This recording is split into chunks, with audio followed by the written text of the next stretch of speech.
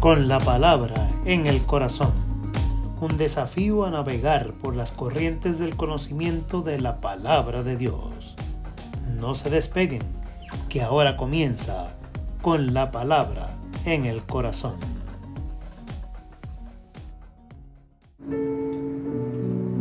Queridos hermanos y amigos, Dios les bendiga, Dios les guarde. Es un placer y un privilegio una vez más de parte del Señor poder estar al alcance de estos medios, llevando la palabra del Señor con la palabra en el corazón. Aun a pesar de que estamos nuevamente viviendo unos momentos difíciles tras el paso del huracán Fiona, seguimos en pie de lucha. El Señor nos sigue probando. El Señor nos sigue hablando a través de cada situación que cada uno de nosotros puede y está viviendo. Sabemos que Él nunca nos abandona, que el que habita al abrigo del Altísimo mora bajo la sombra del Omnipotente. Sabemos que nuestra alma puede entristecerse y en un momento nuestra esperanza se ve tal vez debilitada ante cada situación que una vez más estamos viviendo. Pero Dios en su inmensa e infinita misericordia nos sostiene a cada uno de nosotros y sabemos que, como anteriormente nos ha ayudado, nos sigue ayudando y seguiremos hacia adelante porque es parte de este proceso a través del cual nosotros le conocemos más, nos acercamos más a Él y al final podemos contar como testimonio la victoria que hemos tenido en medio de la crisis. Así que damos la gloria a Dios por todo lo que nos está pasando. Y hoy vamos a continuar con las clases bíblicas. Hoy estamos comenzando la segunda unidad de este leccionario que lleva por título De esclavos a nación. Estamos ahora viendo la historia del pueblo de Israel, ya no desde su formación, ya es un pueblo formado, ya es un pueblo que ha crecido, pero que ahora se encuentra bajo el dominio y la opresión de Egipto. Estamos en la lección número 5, cuyo título es Una familia protectora. La base bíblica la encontramos en Éxodo capítulo 2, los versos del 1 hasta el 10. El verso para recordar está en el verso 2 de ese capítulo 2 de Éxodo. Y dice: la que concibió y dio a luz un hijo, al ver que era hermoso, lo tuvo escondido durante 3 meses. Los objetivos para esta lección son los siguientes. Los estudiantes que tomen esta lección podrán comprender que tenemos el deber cristiano de proteger a nuestra familia. Protegemos la familia y el país, dando un testimonio del amor y la verdad cristiana. En momentos de crisis, la primera línea de acción es la familia, pero Dios puede usar a otras personas para contribuir. En el vocabulario tenemos la palabra faraón. Faraón significa la gran casa. Es una referencia al palacio real. Los faraones eran considerados como dioses y al morir sus cuerpos eran momificados para que duraran por la eternidad. No hay certeza de cuál fue el faraón de la opresión, pero el que más se menciona es a Ramsés II, que reinó del 1279 al 1213 antes de Cristo. Como hemos estado mencionando, hay ocasiones en las que Dios lleva a los opresores, aunque no quieran, aunque ellos no lo entiendan, son llevados a contribuir en la liberación de los oprimidos. La madre de Moisés asumió en esta historia su deber de proteger a su hijo de la muerte ordenada por Faraón contra todo varón nacido de una mujer hebrea. Sin embargo, ella recibió ayuda de la hija de Faraón y de sus doncellas. Fueron instrumentos de Dios sin saberlo. Ese es un ejemplo de que el deber de proteger la familia corresponde a los progenitores, pero también se nos enseña que en una sociedad organizada hay instancias de protección que corresponden a la sociedad civil y al Estado. En todo caso, como cristianos, nosotros sabemos y hemos experimentado que cuando se trata de la salvación, la mano de Dios siempre está presente. Por eso, aunque nosotros como familia tratamos de protegernos mutuamente, también sabemos que el Estado, el gobierno, tiene una responsabilidad para ayudar y proteger también a las familias y personas vulnerables, como estamos viviendo ahora con el paso del huracán Fiona sobre Puerto Rico, y estamos viendo que el rol principal de protección y ayuda debe venir de la familia a sus allegados, a sus cercanos. Pero también estamos viendo cómo instituciones civiles, instituciones cívicas, el gobierno se mueven también para llevar un poco de alivio a las personas que en este momento padecen necesidad, sea por la falta de agua, por la falta de electricidad, por la falta de alimentos, por distintas situaciones que hemos estado observando, viendo y que somos testigos, cada uno de nosotros, de toda esta situación. Así que hay un rol que se diversifica a través de la familia, a través de la sociedad civil, a través de la iglesia, por supuesto, que aporta y de manera sustancial e importante a la comunidad y también del gobierno. Todos juntos formamos esa ayuda que el pueblo necesita en circunstancias como las que estamos viviendo en el día de hoy. Esta historia se desarrolla luego de que el pueblo de Israel ya ha ido formándose. Fíjense ustedes que dejamos atrás a la historia de Jacob, sus 12 hijos. No estuvimos viendo la manera en que los hijos de Jacob cogieron a José, lo echaron a un pozo, luego lo vendieron a unos mercaderes. Estos mercaderes lo llevaron a Egipto. Allí en Egipto estuvo en la casa de Potifar, allí se desarrolló, fue acusado falsamente y finalmente de ese don que Dios había depositado en él, se convirtió en el gobernador de Egipto. Y de ahí sus hermanos y su padre Jacob vinieron a vivir a Egipto por una petición que José le hizo a Faraón. Y Faraón le contestó, eso lo encontramos en Génesis capítulo 47, cuando Faraón le dijo a José: tu padre y tus hermanos han venido a reunirse contigo. La tierra de Egipto está a su disposición. Y el Faraón le dice a José: dales la región de Gosén, que es lo mejor del país, para que se queden a vivir allí. Y si sabes que entre ellos hay hombres capaces, ponlos también a cargo de mi ganado. Al mismo tiempo que estamos leyendo estos versos del capítulo 47, se están viendo ustedes la región de Gosén, que es la región norte hacia el este de Egipto, que es la que pega con el resto del mundo conocido, Mesopotamia. ¿Se acuerdan que habíamos estado hablando cómo esta unión donde está esa península del desierto de Arabia y está el Mar Rojo?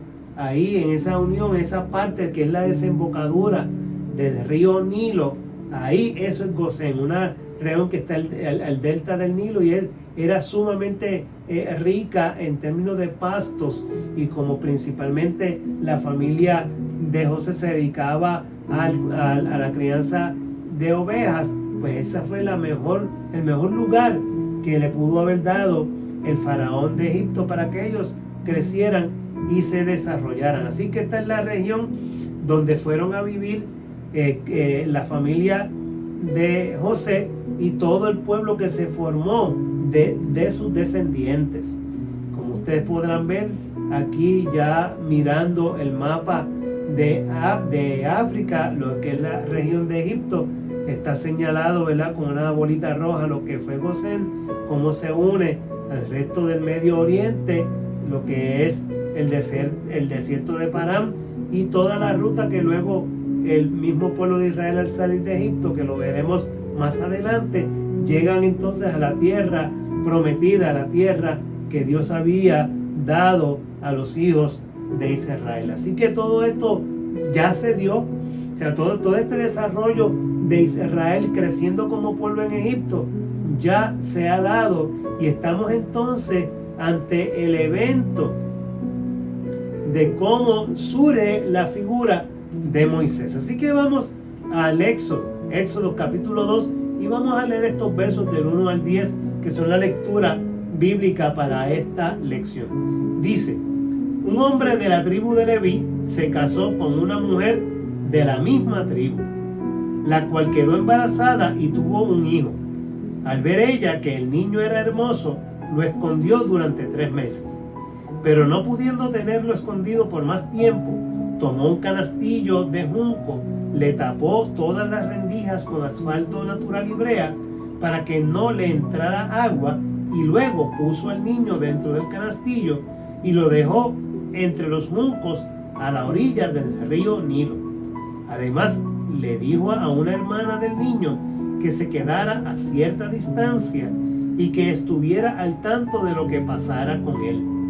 Más tarde, la hija del faraón bajó a bañarse al río, y mientras sus sirvientas se paseaban por la orilla, vio el canastillo entre los juncos. Entonces mandó a una de sus esclavas que se lo trajera. Al abrir el canastillo y ver que allí dentro había un niño llorando, la hija del faraón sintió compasión de él y dijo: este es un niño hebreo. Entonces la hermana del niño propuso a la hija del faraón: ¿le parece a usted bien que llame a una nodriza hebrea para que le dé el pecho a este niño? Ve por ella, contestó la hija del faraón. Entonces la muchacha fue por la madre del niño, y la hija del faraón le dijo: toma a este niño y críamelo, y yo te pagaré por tu trabajo. La madre del niño se lo llevó y lo crió, y ya grande se lo entregó a la hija del faraón, la cual lo adoptó como hijo suyo y lo llamó Moisés, pues dijo: yo lo saqué del agua. Interesante, hermanos, es la historia de Moisés, que es tan conocida por cada uno de nosotros, y es el líder principal del pueblo de Israel. Y Moshe, como se le dice en hebreo, es la figura principal de la cual emana la ley que fue dada por Dios en el Sinaí. Así que miren ustedes algo interesante. Tanto por el lado materno como por el lado paterno se destaca la herencia sacerdotal de Moisés, porque ambos, tanto padre como madre de Moisés, vienen de la tribu de Leví. Sí, que como sabemos, Moisés fue sacerdote por esa línea sacerdotal que traía tanto de su padre como de su madre. Fue profeta y fue líder nacional de Israel. Fue el legislador del pueblo. Esa combinación de funciones nos permite a nosotros entender los distintos papeles que Moisés desempeñó en la formación y la educación del pueblo de Israel. Porque el profeta proclama la palabra de Dios. El sacerdote unifica al pueblo debajo, al amparo de esa palabra de Dios. La palabra de Dios es la que nos guía. La palabra de Dios es la que nos instruye. Y el sacerdote es la persona encargada precisamente de que el pueblo siga esa palabra que Dios ha dado a cada uno de nosotros. Así que lo vemos entonces en esas dos funciones, pero también sirvió como profeta y como legislador del pueblo. Fue a Moisés a quien Dios le declaró la ley y todas las leyes que el pueblo tenía que cumplir para un funcionamiento ordenado, de acuerdo a la visión que Dios tenía para ese pueblo. Un pueblo que habría o tendría que convertirse en el ejemplo de todas las naciones sobre la faz de la tierra. Así que podemos ver cómo desde tiempos inmemoriales la política entonces se mezcla con los asuntos de orden social y religioso, y lo vemos todavía aquí en esta historia de Moisés. La política opera como un péndulo que se mueve en direcciones opuestas. Y es algo interesante porque hubo un faraón que era amigo de José, ese faraón que le dio poder a José y que permitió que su familia fuera a habitar a Egipto en la región de Gosén, como hemos dicho, y que logró que ese pueblo se desarrollara. Pero más tarde llegó otro gobernante, otro faraón. Y siempre que llega un gobernante distinto, hace las cosas de una manera totalmente diferente, contrario a lo que el gobernante anterior hacía. Y nosotros lo vemos en carne propia en la política nuestra, como un gobernador llega, tiene unas ideas, trata de desarrollar una política pública y ese gobernador cambia y el que viene echa a un lado todo, absolutamente todo lo que el otro, por bueno que fuera, lo echa a un lado y trae entonces una visión propia. Y aunque haya programas buenos, aunque haya una visión correcta sobre ciertos asuntos, simplemente la rechaza porque era la idea de otro. Aquí lo estamos viendo de la misma manera. O sea, un nuevo faraón entra a gobernar y este faraón era distinto. Ya este no era amigo de José. Simplemente ya no era ese faraón afín a la descendencia de José y el pueblo de Israel, sino que tiene una visión distinta. Ahora este faraón piensa en desarrollar a Egipto desde una visión de opresión esclavizante. Fíjense ustedes que la visión de este faraón era: este pueblo ha crecido mucho y como vive en la región de Gosén, que ya les mostré en el mapa, que es la que pega con Mesopotamia, con toda esa área de lo que es hoy día Arabia Saudita, Palestina y todos estos pueblos que están hacia el oeste de Egipto, hacia el este de Egipto, disculpen. Vemos como el faraón dice: mira, este pueblo ha crecido, se va a juntar con estas otras naciones que son enemigos de nosotros y nos van a conquistar desde adentro.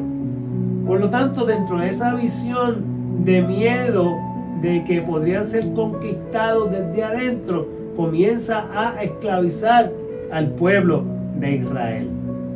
Y se idea entonces que hay que matar a todos los varones. Pero los varones son los que pueden convertirse en guerreros de acuerdo a la cultura del tiempo. Así que da la orden de matar a todos los niños que nacieran y le dice a las parteras de Egipto: mira, cuando nazcan los matan, si son varones los matan, deja vivir a las niñas nada más. Y toda esa política se desarrolla en la mente de un nuevo gobernante, distinto al que antes había, que inclusive se dice en la historia que era monoteísta, se creía también en un solo Dios. Así que eso lo vemos. El panorama en Egipto cambia. El pueblo de hebreo había crecido, había prosperado, pero ahora estaba en riesgo, porque el nuevo faraón temía de que pudieran unirse, como hemos mencionado, con los enemigos de Egipto. Así que en medio de todo esto, simplemente decide por una nueva política una política no tanto de exterminar al pueblo de Israel, sino de controlarlo, tratar de oprimirlo y controlarlo para que de esta manera no pudiera alzarse en contra de Egipto según el pensamiento de este faraón. Así que en medio de esos conflictos es que nace Moisés. Nace, ya hemos visto en la historia cómo la mamá de Moisés, temiendo a que lo encontraran, lo esconde, pero cuando ya ha crecido un poco, ya ha pasado 3 meses, dice, ¿qué hago con él? Y se idea ponerlo en un canastillo y llevarlo al río Nilo. Estas acciones, hermanos, de la madre reflejan 2 ámbitos operacionales bien importantes en la vida de ella. El primero es la madre que actúa y actuó hasta el límite de su fe. Ella actuó, ella no sabía lo que iba a pasar, pero sentía amor y activó su fe. Actuó con amor, actuó con inteligencia también para salvar a su hijo. Fíjense que habían pasado 90 días, lo vio cada día, cada minuto, y yo me imagino que ella lo veía como hoy puede ser el último día que lo pueda ver, siempre con el temor de que entraran a su casa y lo encontraran. Ella vivía bajo esa, diríamos, ese miedo, esa incertidumbre de lo que pudiera pasar al otro día.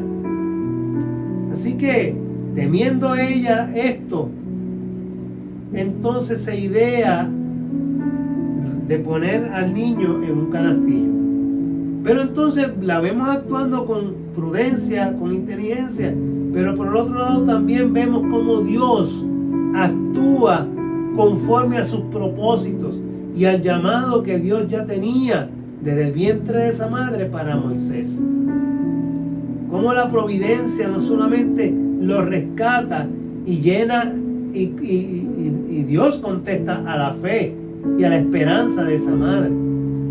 Si lo vemos cómo refleja ese actuar de Dios en la vida de una persona que confía en Él. Ella no sabía lo que realmente iba a pasar, no tenía ninguna conciencia ni podía ella imaginarse lo que iba a suceder. Simplemente actuó impulsada por una esperanza, por una fe de que de alguna manera su hijo sobreviviría. Alabado sea el nombre del Señor. Hoy nosotros vivimos de igual manera. Vivimos bajo la esperanza de que en medio de estos turbulentos momentos Dios está en medio de nosotros y nos sostendrá y nos contestará y saldrá a nuestro encuentro de igual manera. Y nosotros vemos en esta madre la fe y la inteligencia.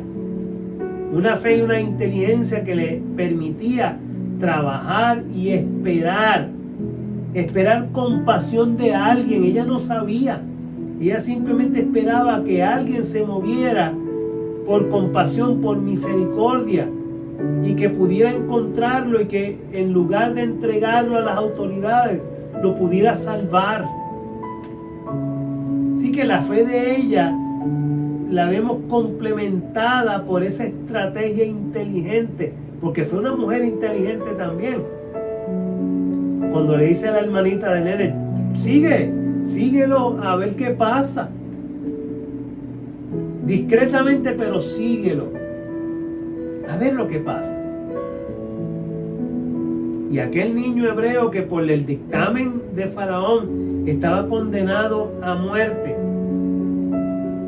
Aquel niño que pudo haber terminado su vida por la implacable decisión de Faraón, en lugar de encontrar la muerte, encuentra la salvación en la propia hija de Faraón. ¿Qué es lo que va a acontecer? Ella no lo sabía. ¿Qué es lo que va a acontecer en nuestra vida? Nadie lo sabe. Pero la fe siempre espera por lo mejor, bendito el Señor. Nosotros no sabemos lo que nos guarda el mañana, no lo podemos saber, pero por fe sabemos que el día de mañana será mejor que el día de hoy, porque contamos con un Dios que se hace presente en medio de cada una de nuestras situaciones. Por difícil que sea, allí está Dios. Y nosotros lo reconocemos como un Dios que hace por su palabra, como lo hemos discutido en lecciones anteriores.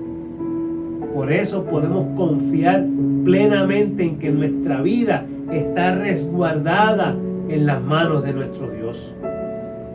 Y en este relato es notable el predominio de ese componente de inteligencia superior con la que Dios dotó a la mujer. Miren, hay un componente importante. O sea, todas las personas en esta historia, con excepción del niño, por supuesto, pero todas las demás son mujeres. Aquí no hay un hombre actuando en medio de esta historia. Todas son mujeres. La mamá del niño, la hermana del niño, la hija de Faraón, las esclavas y siervas de la hija del Faraón, todas mujeres. Mujeres de diversas clases sociales, mujeres de distintas nacionalidades, pero todas mujeres. Y más allá de esas clases sociales, es notable mirar cómo la compasión las une a todas, porque hay una sensibilidad especial en la mujer, hay un sentimiento de espiritualidad profundo que solamente la mujer tiene, y eso Dios lo mueve para los propósitos de Él cuando Él quiere, como en esta historia. Y esa entrega responde a los planes que Dios tenía con aquel niño. Porque en la corte de Faraón, este niño iba a recibir esa educación importante para la tarea que más adelante Dios iba a poner en sus manos. Así que era necesario que todo esto aconteciera. Y de la misma manera en que Moisés significa lo saqué del agua, Moisés entonces se convertiría en el que iba a sacar al pueblo de Dios de la esclavitud de Egipto. Así que es importante entonces en esta parte entender algo sumamente importante. Lo hemos dicho en muchas ocasiones y lo reiteramos en esta lección. Y es el papel de los padres, ese papel que tienen los padres con sus hijos. Un papel en el que los padres tienen que preguntarse: ¿qué importancia le estamos dando a la educación y a la formación moral y espiritual de nuestros hijos? ¿Qué importancia le estamos dando a eso? A nuestros hijos, a nuestros nietos. Nosotros como líderes de la familia y de la iglesia, es necesario que nos contestemos con mucha premura esa pregunta y con mucha honestidad. ¿Qué estamos haciendo para educar moral y espiritualmente a nuestros hijos, a las nuevas generaciones de nuestro país? Porque de la respuesta que demos depende el éxito de la familia, depende el éxito de la iglesia y el éxito del pueblo, dependiendo de cómo nosotros los criemos en el temor de Dios sobre todas las cosas. Y esto, hermanos, porque hay personas carentes de valor moral, carentes de valor espiritual, que son incapaces de aportar al crecimiento y desarrollo del pueblo a través de un desempeño profesional o vocacional que sea digno, que se puedan apartar de los actos de corrupción, Que no sea el pecado y la vida fácil la que persigan, sino por el contrario, que puedan mirar en Dios ese ser que les puede guiar, y a la Escritura como ese código de ética que pueda cada día impulsarles a hacer las cosas correctamente. Esa es nuestra responsabilidad como padres, como líderes de la familia, como líderes de la iglesia. No podemos dejarnos llevar por las corrientes. Tenemos que combatir cuando lo que se está enseñando a través de la escuela o de quien sea no es correcto. Pues mira, hay que combatirlo. El porvenir de un pueblo depende de una educación para la vida, y la educación cristiana, sobre todo la de valores, es lo que de ahí nos va la vida a cada uno de nosotros. Esto es lo mismo que una educación evangelizadora, porque el evangelio no es religión, es buena noticia que se genera a través de personas que el Espíritu Santo utiliza, que el Espíritu de Cristo ha regenerado y ha transformado. Quienes tienen un compromiso con la verdad, con el amor y la justicia de Dios en todas sus actuaciones. Ese es nuestro deber. Ahí está enclavada nuestra responsabilidad. Y tenemos que saber que solo el amor es el vínculo para conectar con todo lo que es perfecto en la vida. Distinto de tratar de controlar a la gente por miedo, o como en Egipto, oprimiendo a la gente a través del miedo, a través de distintas cosas, donde tratamos de manipular a las personas, tratando de controlarlo en un estado de dependencia y ansiedad. No.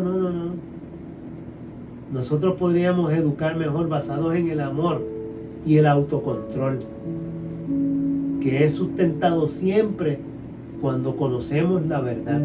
Por eso Cristo decía: y conoceréis la verdad, y la verdad os hará libres. A través del amor podemos gozar de la libertad, y podemos consagrarnos al servicio de la justicia para todos por igual. Eso es lo que la Escritura espera de cada uno de nosotros. Nos sorprende el hecho de que muchas personas aún en estos tiempos no puedan pensar en integrar la fe y la inteligencia en sus actuaciones. Piensan que la fe anula la inteligencia, y que la fe y la inteligencia no entienden que la fe y la inteligencia son dones que actúan conjuntamente. De ahí la importancia. Miren, cuando la palabra del Señor abre en Génesis, en el principio, la palabra Bereshit significa cabeza, la cabeza, queriendo decir que Dios comenzó por lo más importante, por el intelecto, por el logos, que es lo que Juan habla y hemos discutido tanto.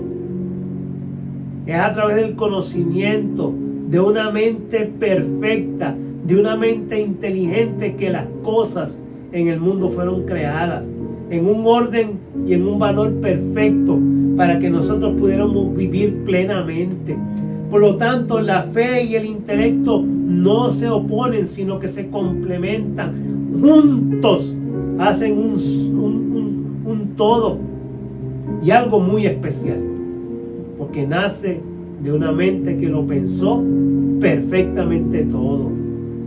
Así que la fe y la inteligencia son dones que operan dentro de cada uno de nosotros, y esa facultad que Dios nos ha dado de nuestra mente nos permite entender cómo es la realidad, nos permite tomar las decisiones correctas, nos permite entender la fe como una convicción de que Dios tiene esa mente superior, y a través de su espíritu nos nutre a cada uno de nosotros, rige el universo, desaparecen las contradicciones. No hay contradicción entre la fe y otras cosas. La ciencia y la fe no se contradicen, insistimos. Por el contrario, Dios nos las ha dado para que lo encontremos a Él. Y a través de ambas cosas nos encontramos con Dios. A lo largo de la historia, hermanos, la humanidad no ha dado tal vez ese espacio necesario para entender estas cosas. Y tampoco le ha dado espacio justo a la mujer. Nosotros sabemos que a veces la mujer ha sido relegada y desplazada, sabiendo que tiene unas facultades tremendas para ofrecer en tantas áreas de la vida. Se pierde mucho talento, se ha perdido mucho talento por el prejuicio en la humanidad, aún dentro de la iglesia, por el mero hecho de que una persona es mujer. Hoy nosotros le damos la bienvenida a todos aquellos que piensan que la mujer es parte esencial en los campos de acción misionera, de una vida civilizada, de una vida ministerial, especial en la iglesia. Un espacio en el que nosotros tenemos que reconocer que Dios actúa y Dios opera también. Y lo hace por su soberanía. Ninguno de nosotros puede cuestionar a Dios. Si Dios es el que elige y Dios es el que llama, nadie puede cuestionar a Dios. Nadie.